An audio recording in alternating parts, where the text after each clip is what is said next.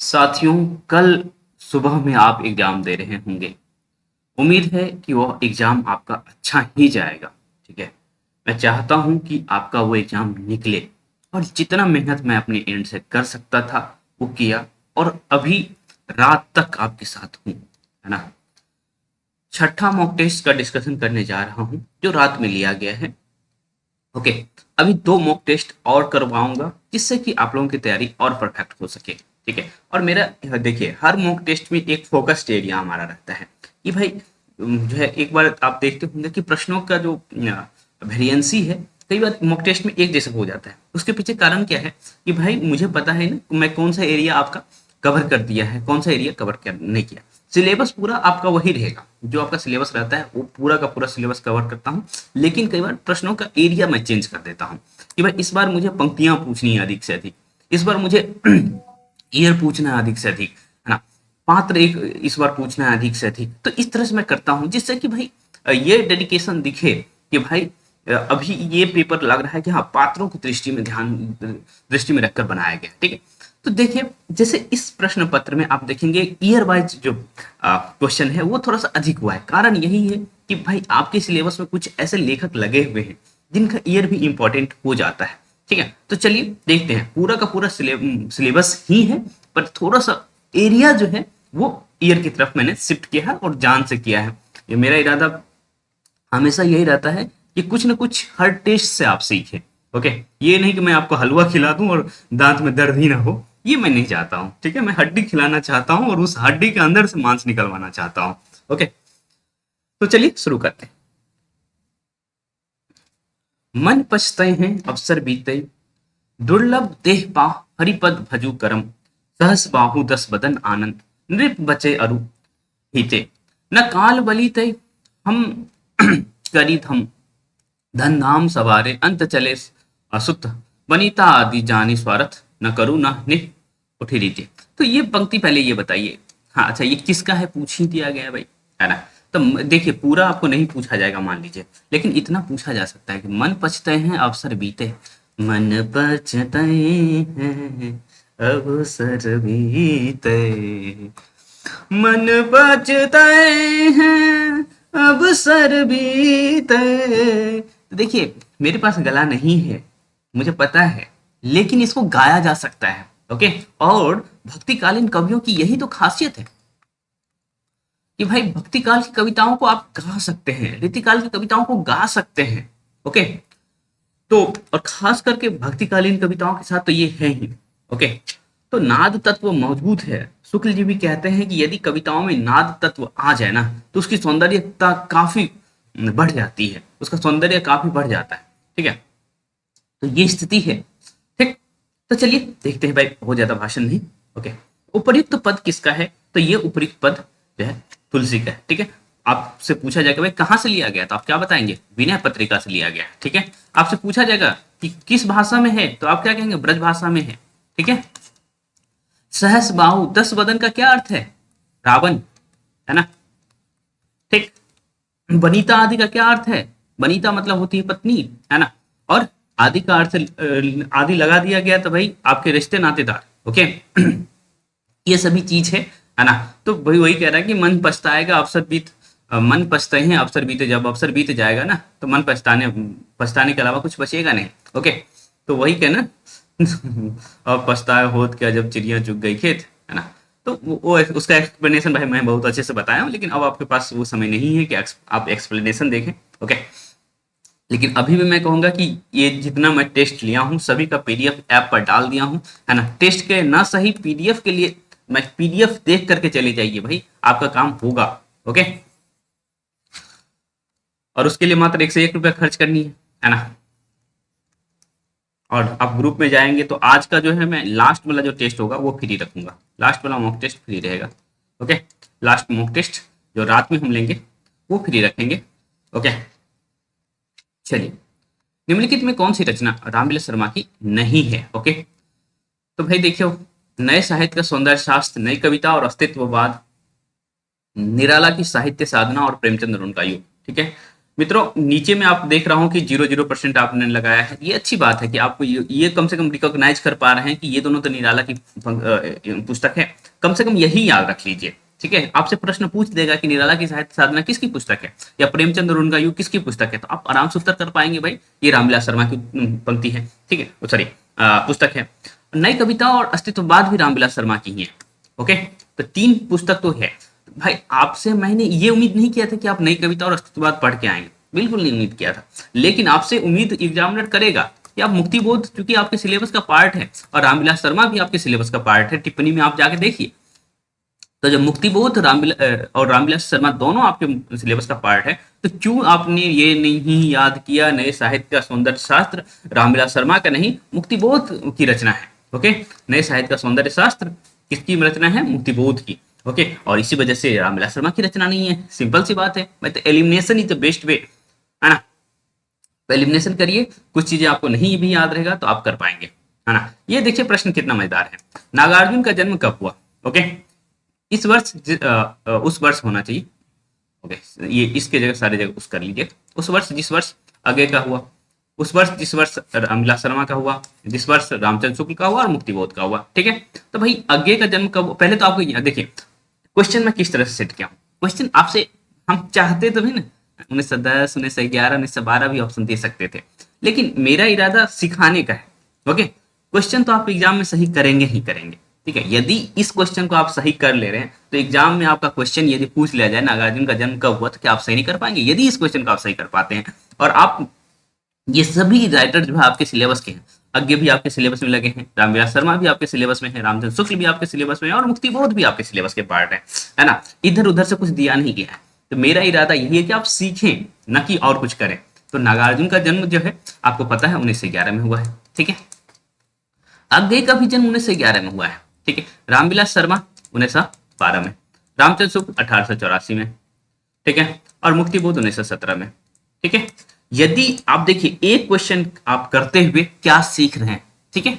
ये जो है ना, ये गेम हमारा है, ओके, और इस तरह से हम सिखाते हैं, कोशिश करते हैं कि भाई आप इस तरह से सीखें। और इतना एनालिटिकल पावर आपके पास आ गया तो कौन सा एग्जाम ऐसा है कि आप नहीं निकाल सकते हैं, चाहे नेट जेआरएफ का हो, असिस्टेंट प्रोफेसर को हो, टीजीटी का हो, पीजीटी का हो, या उससे कोई लेवल में 6 to 8 का एग्जाम दे रहे हैं या कुछ भी दे रहे हैं, आपके पास इतना इन्फॉर्मेशन है।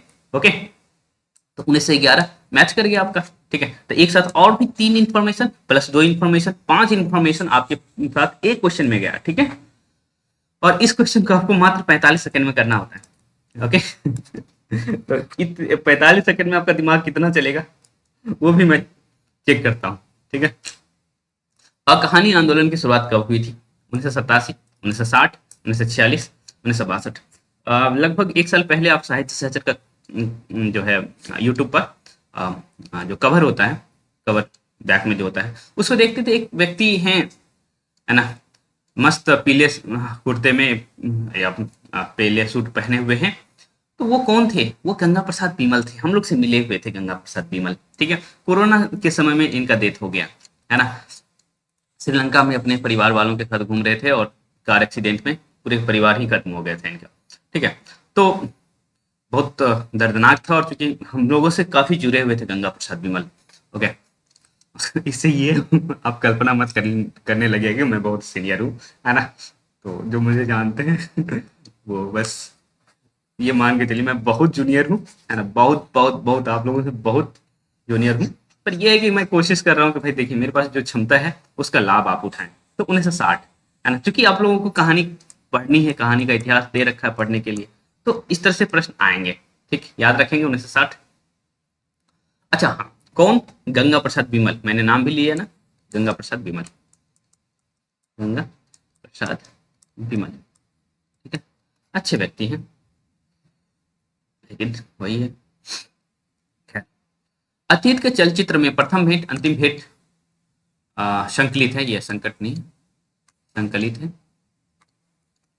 महादेवी ने किस तिथि को यह रेखा चित्र लिखा है, ठीक है। अब कहेंगे भाई ये तिथि आप कहाँ से निकाल लिए, है ना। तो मैं वही कहता हूँ कि भाई आप देखिए, पहले छोड़िए तिथि विथि को, छोड़िए, एक इंफॉर्मेशन आपको चले गया कि प्रथम भेंट अंतिम भेंट, है ना, अतीत के चलचित्र में संकलित है। एग्जामिनर यही आपसे पूछेगा भाई, अतीत के चलचित्र कहाँ संकलित है, सॉरी, प्रथम भेंट अंतिम भेंट कहाँ संकलित है, तो अतीत के चलचित्र में। एक क्वेश्चन तो आपको ऐसे ही तैयार करवा दी हम, नीचे दूसरा क्वेश्चन तैयार हो रहा है। आप कहेंगे ये आप लाते कहाँ से इंफॉर्मेशन, है ना, तो मैं कहता हूँ भाई मैं पढ़ता हूँ ओरिजिनल किताब है।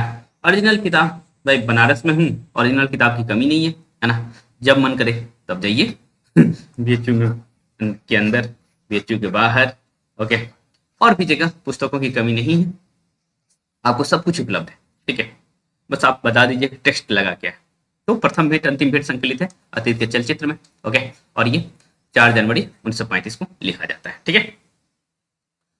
याद रहेगा या नहीं उम्मीद है आप याद रखेंगे, ओके।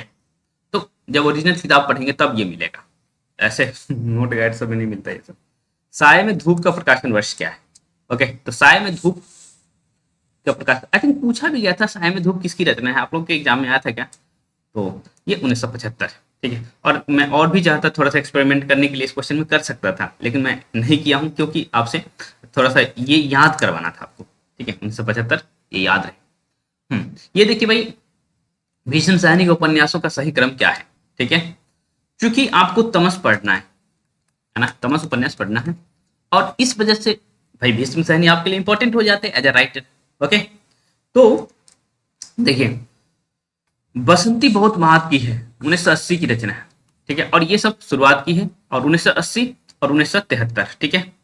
एक चीज, आप यदि ये दो इंफॉर्मेशन आपके पास है, ठीक है, तो क्या इस दो इंफॉर्मेशन के आधार पर आप क्वेश्चन कर सकते थे, तमस के बाद बसंती किस किस ऑप्शन में है, तमस के बाद बसंती इस ऑप्शन में है, ठीक है, इसमें नहीं है, बसंती पहले आ गया, खत्म। तमस के बाद बसंती है, ठीक है, लेकिन ये बहुत बाद का उपन्यास है, उससे पहले ये झरोखा और करिया लिख चुके हैं, ठीक है। ऐसे ही तमस के बाद बसंती है, ठीक है, बसंती बहुत बाद की है, तो बसंती बाद में आना चाहिए था, ओके, तो बसंती बाद में आना चाहिए था, ये बात आपको पता होना चाहिए, क्योंकि देखिए आपसे ईयर पूछने में एग्जामिनर के बाद वो नहीं रहता है, लेकिन आपसे पूछा गया था ना कि भाई जितने युग दिए हुए हैं उसका उसका क्रम पूछ दिया गया था, ये भी क्रम पूछा जा सकता है, ठीक है, क्योंकि राइटर आप में लगे हुए हैं, ओके। तो इस वजह से आप याद रखेंगे, क्या याद रखेंगे झरोखा करिए तमस तमस बसंती, ठीक है, झरोखा करिए तमस बसंती, ठीक।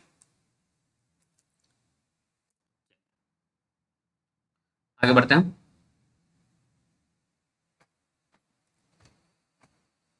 हम्म और दो का मैं ईयर भी बताया हूँ, जान से बताया हूँ, ठीक है। प्रेमचंद के उपन्यासों का सही क्रम कहेंगे, पहले आगे क्या है, प्रेमचंद के उपन्यास पूछ रहे होंगे क्रम में। देखिए भाई, प्रेमचंद के दो दो उपन्यास आपके सिलेबस का पार्ट है, गबन और गोदान, ठीक है, गबन और गोदान सिलेबस का पार्ट है, गबन 1931 और गोदान 1936, ठीक है, ये दो बात आपको पता है। बाकी और बात नहीं भी पता है तो आप निकाल सकते हैं, देखिए गोदान अंत में आना चाहिए, गोदान आपके अंत में है, ठीक है, तो दो विकल्प खत्म, ठीक। अब देखिए भाई, देखिए कर्णभूमि 33 का उपन्यास है, ठीक है, तो इसका मतलब है कि गबन के बाद आना चाहिए, तो ये देखिए गबन से पहले है, ठीक है, तो इसको आप एलिमिनेट कर सकते थे। तो भाई एलिमिनेशन में कहता हूँ बेस्ट वे है ना, एग्जाम में जाइए फंसिए तो ये एलिमिनेशन लगाइए, ओके। तो दो विकल्प आपके पास था, वैसे भी एलिमिनेशन यहाँ भी लगा है ना, एलिमिनेशन यहाँ भी लग गया है, ओके। तो दो विकल्प में से भी एक चुनने के लिए कुछ लॉजिक लगाइए, ओके, और लॉजिक भाई थोड़ा बहुत पढ़े रहेंगे तो ही लॉजिक आपके पास आएगा, ओके। तो पढ़ना तो पड़ेगा, ओके। तो नेक्स्ट प्रश्न की तरफ हम चलते हैं, 60 प्रश्न है भाई, हाँ। और आज के शाम का जो है मैं चाह रहा हूँ मॉक टेस्ट फ्री कर दूं आप लोगों के लिए, तो आप आइए और जो है फ्री मॉक टेस्ट का लाभ उठाइए, साहित्य सहचर टेलीग्राम पर, ओके।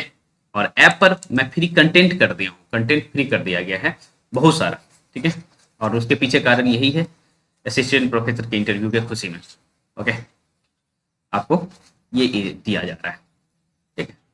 तो देखिए, मैं चाहता हूं कि मैं आपके संघर्ष में शामिल हूं और आप मेरे संघर्ष में शामिल हैं, हम दोनों एक साथ सफल होंगे, ठीक है, और होंगे सफल, ये बात नहीं है ना, संघर्ष सबके हिस्से का है, आप किसी और चीज के लिए संघर्ष कर रहे हैं, हम किसी और चीज के लिए संघर्ष कर रहे हैं, लेकिन क्वालिटी में कोई कंप्रोमाइज नहीं होगा, आप ये बात देख रहे हैं, हमारे तरफ से तो नहीं होगा। आपको, आप पढ़ने का काम करते हैं तो पढ़ने के काम में ढिलाई मत करिए, हम पढ़ाने के काम में ढिलाई नहीं करेंगे, ठीक है।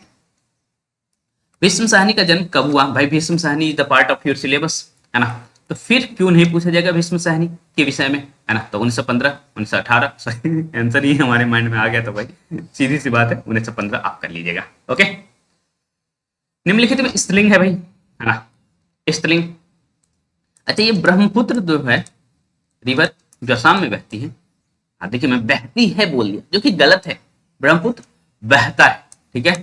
ब्रह्मपुत्र और सिंधु दो ऐसे नदी हैं जो नदी नहीं है, नद है वास्तव में, ठीक है, तो नद बहता है, ठीक है। तो मोती हीरा ब्रह्मपुत्र, है ना, तो देखिए ती लगा हुआ है, जैसे दही मोती, दही और मोती, है ना, ती लगा होने के बावजूद भी पुलिंग है, ओके। ऐसे ही हीरा भी पुलिंग है, ओके। तो यमुना, नदियों के नाम स्त्रीलिंग होते हैं लेकिन सिंधु और ब्रह्मपुत्र को छोड़कर, ठीक, याद रहेगा भाई, हाँ कि ना, तो आंसर हो जाएगा यमुना। ये देखिए भाई, विशेष और विशेष विशेषण, ये बहुत इंपॉर्टेंट पार्ट है ना, ओके। और इसको सही किए हैं वैसे 62% छात्रों ने सही किया है, मैं मानता हूं कि भाई अच्छी बात है, लेकिन बहुत सारे छात्र गलत भी तो किए हैं, है ना, 33 और 5%, 38% लोग गलत भी तो किए हैं भाई। तो आखिर गलत क्यों हुआ है उसी को समझ लेते हैं, और आप एक भी प्रश्न गलत नहीं करेंगे, है ना, खास करके जो छात्रों ने पूछा था कि क्या होता है विशेष विशेषण, हालांकि मैंने बैच में अच्छे से पढ़ा दिया है, ओके, फिर भी थोड़ा सा मैं बता देता हूँ। मेरी पुस्तक नई है, यह काला कुत्ता है ना, यह कमीज पुरानी है, यह कुत्ता काला है, ठीक है। देखिए ये विशेष्य है, विशेष्य के बाद आवे, पुस्तक विशेष्य है उसके बाद आए, कमीज विशेष्य है उसके बाद आया, ठीक है, लेकिन इसमें क्या है, विशेष्य से पहले आ गया, ठीक है। तो इस तरह का सिचुएशन रहेगा तो आप विशेष्य विशेषण कहेंगे, और ये जो अन्य विकल्प आप जो देख पा रहे हैं ना, इस तरह का सिचुएशन रहेगा तो आप उसको कहेंगे विधेय विशेषण, ठीक है, ठीक, क्लियर, विधेय विशेषण क्लियर है, हाँ कि ना। तो विशेष्य विशेषण क्या होता है, विधेय विशेषण क्या होता है, अन तीनों विकल्प में विधेय विशेषण है, और जो है इस विकल्प में आप देख पा रहे हैं विशेष्य विशेषण है, ओके। चलिए, तुलसीदास को किसने कलिकाल का वाल्मीकि कहा है? हजारी प्रसाद द्विवेदी, रामचंद्र शुक्ल, अस्मित और नावादास। तो ऑप्शन भाई ऑब्वियस सी बात है नावादास उत्तर होगा, लेकिन कुछ लोग जो है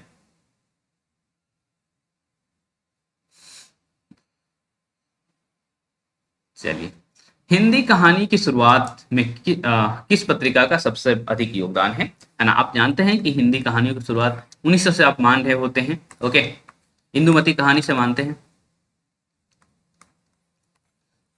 तो इंदुमती कहानी प्रकाशित हुई है किस पत्रिका में? सरस्वती में, उत्तर हो जाएगा सरस्वती, ठीक है।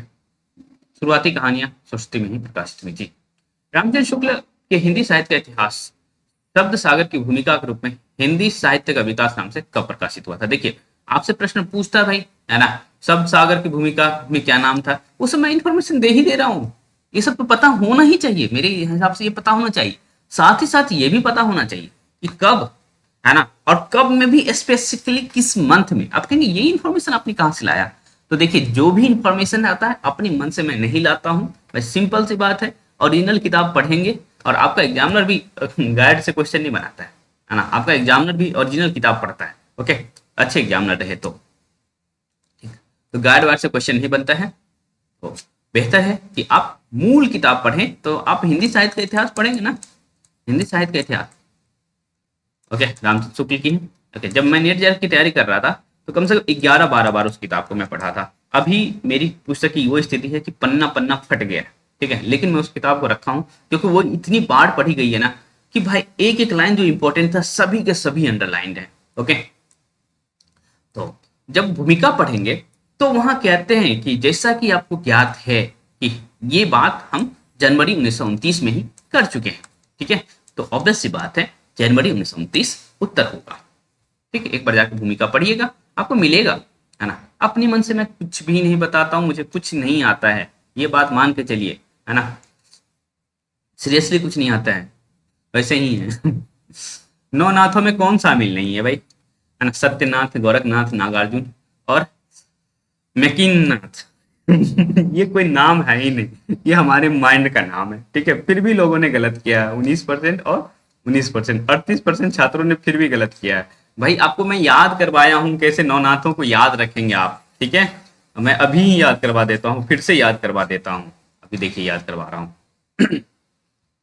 देखिए, आप नागा अर्जुन से शुरू करिए। नागा, नागा अर्जुन हो गया। और फिर आप जैसे ही नागा अर्जुन आपके माइंड में आ जाए, तो आपके माइंड में और दूसरा भी आ जाएगा, नागा अर्जुन के साथ मल्ल्यार्जुन।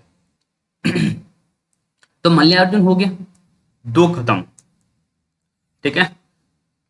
अर्जुन आप याद कर लिए, तो भाई अर्जुन के कुनबे का किसी को याद करिए, है ना।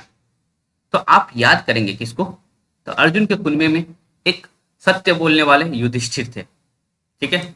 युधिष्ठिर थे, तो युधिष्ठिर से तीन बातें हमें पता चलती। युधिष्ठिर से तीन बातें अर्जुन को याद कर लिए, तो युधिष्ठिर को भी याद कर लिए। तो एक तो सत्यनाथ, सत्य बोलते थे। सत्य बोलने वाले भाई हरिश्चंद्र भी फेमस है, ठीक है। और भाई युधिष्ठिर को याद कर रहे हैं, तो भीम को भी तो याद करेंगे। और भीम को जब याद कर लिए, तो भीम मोटा तगड़ा थे, जर हो गए, ठीक है। तो देखिए अभी तक आप याद कर रहे हैं, कुल मिला के 1 2 3 4 2 6 याद हो गए। अब तीन ही तो बाकी है ना। तीन ही बाकी है, और तीन के लिए भाई कोई ट्रिक नहीं है। यदि वो तीन आप नहीं याद किए हैं, तो फिर तो गड़बड़ है, गड़बड़ है। तो गोरख, चरपट, जलंधर, है ना। बाकी जो है गोरख, चरपट और जलंधर, ठीक है। ये तीन तो वैसे भी सबको याद रहता है, बाकी किसी को नहीं याद रहता है। और मैं कोशिश किया हूं कि ये आपको याद रहे, ठीक है।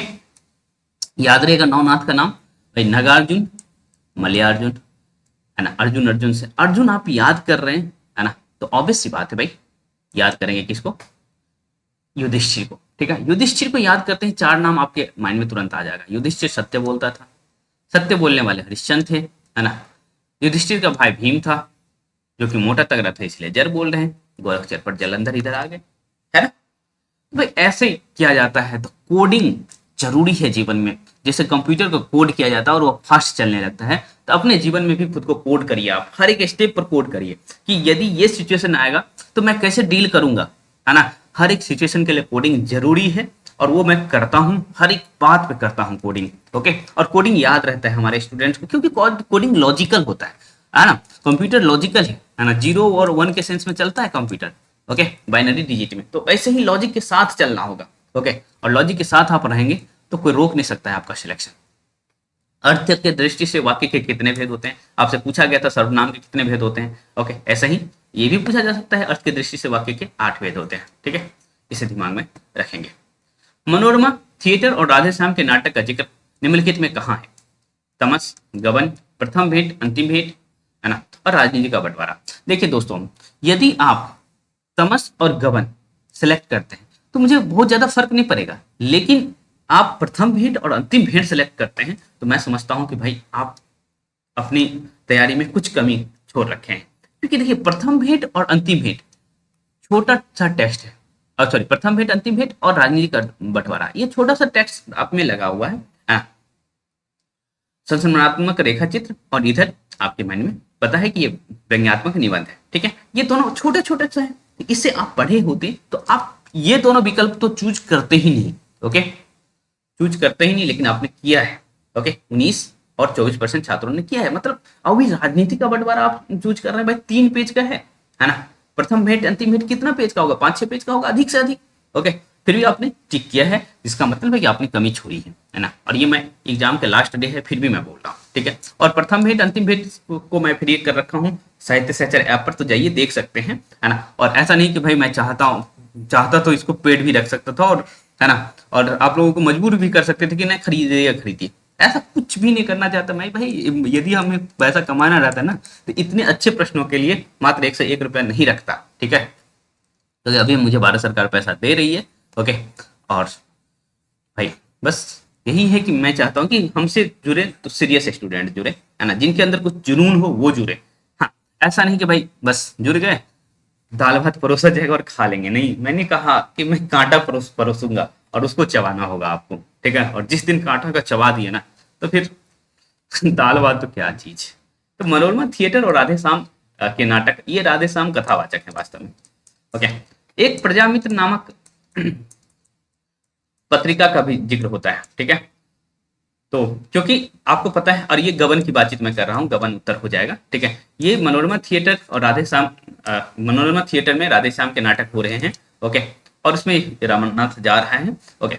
और देखिए प्रजामित्र का क्यों जिक्र आया है भाई, शतरंज का जो कोडिंग करती है वो जालपा, कि भाई शतरंज के गेम देती है और कोई इसको सुलझा देगा तो मैं उसको जो है पुरस्कृत करूंगी, ठीक है। इस तरह की बातें करती है जालपा, जिससे कि रमानाथ का लोकेशन पता लग जाए, ठीक है। जब कोडिंग करके धीरे धीरे ये प्रजा मित्र में ही छपाती है और वही से सभी को पता चलता है कि भाई ये कोड आया है, चलो इसको सोल्व करते हैं, हमें पैसा कमाना है, जैसे ही है ना उसको सोल्व किया जाता है और आपको पता है कि भाई उत्तर मिल जाता है, तो वो जलपा खोज लेती है। इस तरह की बातें है। तो प्रजामित्र कहाँ है, किसका कहाँ जिक्र है, तो गबन में जिक्र है, और मनोरमा थिएटर और राधे श्याम के नाटक का भी गबन में ही जिक्र है, ठीक है।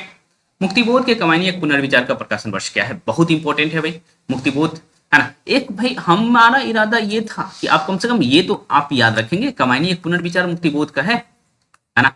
बाकी उसके बाद तो 1961 याद रखना ही रखना है, लेकिन ये ज्यादा इंपॉर्टेंट है क्योंकि आपके सिलेबस में मुक्तिबोध लगा हुआ है, तो अंधेरे में, है ना, सतह से उठता हुआ आदमी, है ना, ऐसे ही कमानी एक पुनर्विचार, ये तीन पुस्तक तो आपको याद है। इससे पहले भी एक पुस्तक है ना, नए साहित्य का सौंदर्य शास्त्र, मैंने आपको बताया था, ठीक है। तो ये सब चीजें याद रखिए, ओके। याद है, कमाइनी पे कमेंट लगा हुआ है, तो कमाइनी को फैंटेसी किसने कहा है, मुक्तिबोध ने ही कहा है, याद रखेंगे आप लोग। प्रेमचंद के रंगभूमि उपन्यास का प्रकाशन वर्ष क्या है, भाई रंगभूमि क्यों पूछ रहे हो, है ना। भाई प्रेमचंद आपके सिलेबस का पार्ट है, तो रंगभूमि पूछा जाएगा। 1918 में बहुत इंपॉर्टेंट उनका उपन्यास है सेवा सदन, है ना। और आप रोएंगे सेवा सदन पढ़ते हुए, कई बार रोएंगे, ठीक है, क्योंकि मैं बीए के दिनों में पढ़ा था, ओके, तो रोया था। तो आप लोग तो भाई अब तो उस स्थिति में है, तो रोएंगे।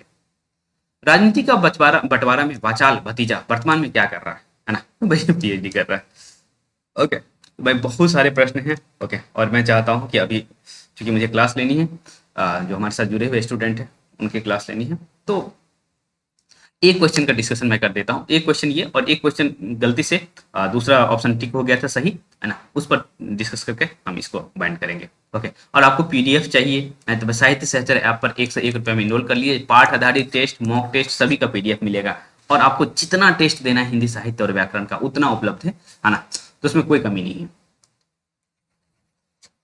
चलिए, जालपा ने फटकार लगाकर कहा, खटिक हूं या चमार हूं, है ना, लेकिन हमसे तुमसे 100 गुने अच्छे हैं। एक परदेसी आदमी को 6 महीने तक अपने घर में ठहराया, खिलाया पिलाया, हमें इतनी हिम्मत कहाँ, है ना। आगे है कि मेहमान आता है तो फिर हम लोग तुरंत चाहते रहते हैं भाग जाएं, इस तरह की बातें है इसमें। तो ये किससे कहा जा रहा है, जग्गू, देवी दीन, रमानाथ और गोपी, ठीक है। आपको मैंने बताया था गोपी, है ना, जो रमानाथ जो है 3 भाई हैं, गोपी, विशंबर और बड़ा भाई रमानाथ, ओके। गोपी मझला और विशंबर छोटा, ठीक है। रमानाथ का उम्र बहुत नहीं दिया हुआ है, लेकिन गोपी का उम्र 13 है, विशंबर का उम्र 9 है, उपन्यास के शुरुआत में, ठीक है, याद रखेंगे भाई। तो गोपी, क्योंकि अकेले तो उसकी भाभी जाती नहीं कलकत्ता, तो गोपी भी साथ गया है, तो उत्तर गोपी होगा। मात्र 10% छात्रों ने किया है, ओके। तो भाई देख लीजिए क्या स्थिति है जिसने रमानाथ लगाया है वो समझिए कि भाई क्या बताएं। और मैं बस और बस आपको देखना चाह रहा था कि आप लोग क्या करते हैं भाई। रमानाथ से स्टेटमेंट कैसे कहा जा सकता है कि भाई 6 महीने उसके घर रखा है ना भाई। और देवी दिन से कैसे कहा जा सकता है, देवी दिन के ही घर रखा गया है। जग्गो कौन है आपको पता ही है ना। तो ये तीनों विकल्प जो चूज कर रहे हैं, इसका मतलब है उनको जरा सा भी आइडिया नहीं है कि गबन उपन्यास क्या है ना। तो गबन उपन्यास का मतलब आप है कि नहीं पढ़े हैं, ठीक है। तो कम से कम कथा वस्तु तो पढ़ के जाइए भाई, कथा वस्तु भी आपका क्लियर रहता तो आप बेस्ट वे से एलिमिनेशन कर सकते थे, ओके। तो इसका उत्तर गोपी होगा। बहुत सारे प्रश्न हैं, तो मैं प्रश्न संख्या दिखा दे रहा हूं जो भी आपको देखना है। बस एक, हाँ ये देखिए, ये गलती से हो गया था, ओके। तो चंपा काले काले अक्षर नहीं चीरती, यह कविता किसकी है, तो ये इसका उत्तर हो जाएगा त्रिलोचन, ठीक है, जो कि मैं क्लास में बताया था। और देखिए गलती से ये मैंने टिक कर दिया था, ओके। तो इसको थोड़ा सा आप लोग सुधार लीजिएगा, उत्तर होगा त्रिलोचन, ठीक। चलिए, बहुत सारे प्रश्न हैं, ओके। तो मैं चाहूंगा कि भाई आप साहित्य सहचर ऐप डाउनलोड कर लें और वहां से देख लें, ज्यादा बेहतर रहेगा। अभी भी समय है आपके पास, आज भर का समय तो है।